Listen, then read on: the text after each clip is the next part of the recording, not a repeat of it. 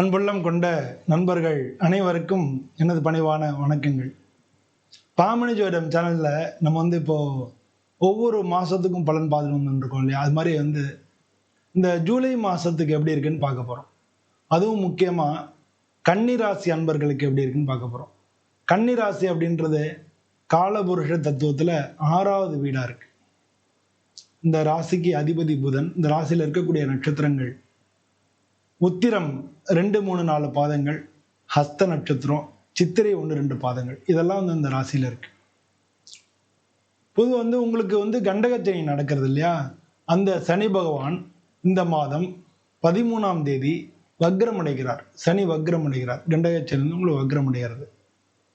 உங்களுக்கு ஆல்ரெடி குரு பகவான் உங்களுக்கு 10வது வீட்டில் இருக்காரு. அந்த 10வது வீட்டில் குரு பகவான் கூட இருக்கக்கூடிய சூரியன் இந்த மாதம் 16ஆம் தேதி அவர் உங்களுக்கு 11வது வீட்டுக்கு லாபஸ்தானத்துக்கு வரார்.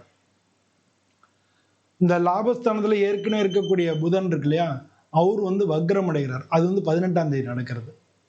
உங்களுக்கு 9வது வீட்டில் இருக்கக்கூடிய சுக்கிரன் இந்த மாதம் 26 மாச கடைசியில 26ஆம் தேதி உங்களுக்கு தொழில் ஸ்தானத்துக்கு வராரு. அதே மாதிரி உங்களுக்கு 12வது வீட்டில் இருக்கக்கூடிய செவ்வாய், கேது அங்க இருக்கு. ஏற்கனவே கேதுவோடு இருக்கக்கூடிய செவ்வாய் இந்த மாதம் 28ஆம் தேதி உங்க ராசிக்கு வரார், ஜென்மத்துக்கு வரார். ஸோ இது இந்த மாதம் உங்களுக்கு எந்த விதமான பலன்களை ஏற்படுத்தும் அப்படிங்கிறத பார்க்க போகிறோம். உங்களுக்கு தொழிலையா இருக்கட்டும், வியாபாரத்திலையா இருக்கட்டும், இல்லை வேலையிலையா இருக்கட்டும், உங்களுக்கு பிரச்சனைகள் ஏற்படக்கூடிய காலகட்டமாக இருக்கு. இப்போ தொழிலில் நீங்கள் விரிவாக்கம் பண்ணுறதுக்கான முயற்சி பண்ணிக்கிட்டே இருப்பீங்க. எல்லாமே தள்ளி தள்ளி போயிட்டே இருக்கும். எதுவுமே நடக்காமல் தள்ளி தள்ளி போயிட்டே இருந்திருக்கும். வேலை பார்க்குறவங்களுக்கும் வேற கம்பெனிக்கு போகலாம், வேற கம்பெனி மாறலாம், இந்த மாதிரியான எண்ணங்களும் இருந்திருக்கும்.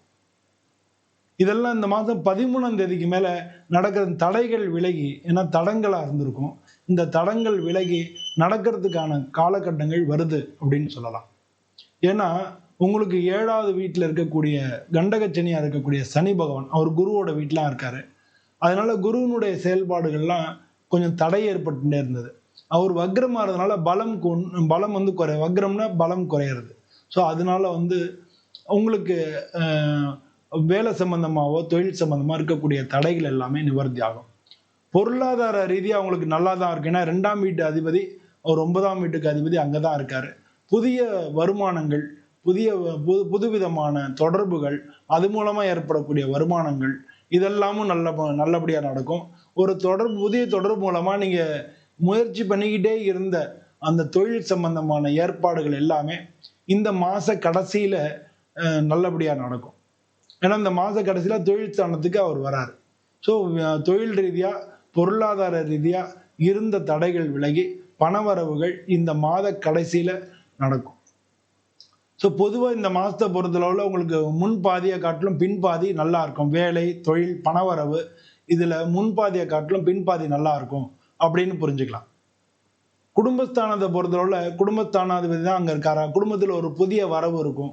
அதனால குடும்பத்துல மகிழ்ச்சிகள் ஏற்படக்கூடிய காலங்கள், குடும்பத்துல சுப நிகழ்ச்சிகள், வீடு வாங்குறது, அது மாதிரி குடும்பத்துல கல்யாணம், திருமணம், இது மாதிரி சுப நிகழ்ச்சிகள் ஏற்படுறதுக்கு வாய்ப்புகள் நிறைய இருக்கு. இந்த மாசம் பின்பகுதியில திருமணத்துக்கான ஏற்பாடு பண்ணிக்கிட்டு இருந்தீங்கன்னா திருமண சம்பந்தமான வாய்ப்புகளும் வர்றதுக்கு வாய்ப்புகள் இருக்கு. ஸோ வீடு, வாகனம் வாங்குறது, கல்யாணம், அந்த மாதிரியான விஷயங்கள், சுப காரியங்களை இந்த காலங்களில் நடக்கிறதுக்கு நல்ல சான்சஸ் இருக்கு. அதனால அதுக்கான முயற்சிகள் பண்ணலாம். ஆனால் இந்த மாதத்துடைய பின்பகுதியில தான் அது சுபமா முடியும்.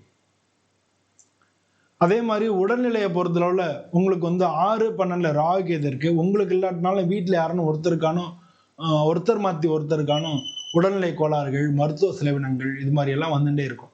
ஸோ அதை நீங்க காமிச்சு நீங்க பார்த்துனாலே அதெல்லாம் உங்களுக்கு கிளியர் ஆயிடும்.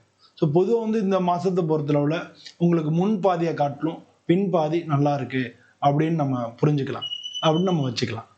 பொதுவாக இந்த மாசத்தை பொறுத்தளவு உங்க ராசிக்கு அதிபதி புதன் அப்படிங்கிறதுனாலையும் அந்த ராசியாதிபதி வக்ரமாறதுனாலையும் ஒவ்வொரு புதன்கிழமையும் பெருமாள் கோயிலுக்கு போய் வாசனை மலர்கள் நீங்க அவருக்கு அர்ப்பணிச்சு வாசனை மலர்கள்ல மாலையோ இல்ல புஷ்பங்கள், மல்லி, முல்லை, இது மாதிரி வாசனை ரோஜா மாதிரி வாசனை மலர்கள் கொண்ட மாலையை பெருமாளுக்கு சாத்தி வணங்கிட்டு வந்தீங்கன்னா பொதுவாக வந்து உங்களுக்கு பொருளாதார ரீதியாக நன்னா இருக்கும், வளமை நன்னா இருக்கும், உங்களுக்கு வளம் பெருகும். ஸோ பெருமாளை வந்து அது மாதிரி வணங்குறது, வாசனை மலர்கள் சாத்தி வணங்குறது ரொம்ப ரொம்ப வசதி.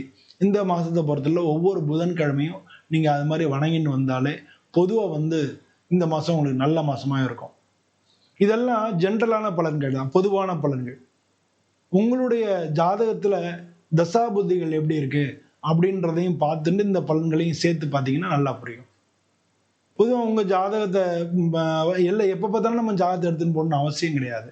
நமக்கு வந்து முக்கியமான நிகழ்ச்சிகள், படிப்பு, வேலை, கல்யாணம், குழந்தை பிறக்கிறது, வீடு வாங்குறது, வாகனங்கள் வாங்குறது, இந்த மாதிரியான முக்கியமான செயல்களுக்கு நீங்க ஒரு தடவை ஜாதகத்தை பார்த்துட்டு அது மாதிரி பண்ணிக்கிறது பண்ணா நீங்களே மெயின்டைன் பண்றது, அந்த வரக்கூடிய சூழ்நிலைகளை மெயின்டைன் பண்றதுக்கு ரொம்ப யூஸ்ஃபுல்லா இருக்கும்.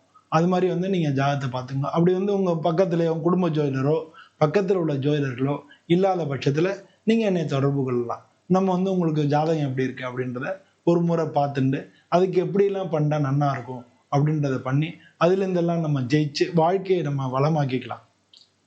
கன்னிராசி அன்பர்கள் அனைவருக்கும் எனது பணிவான வணக்கங்கள்.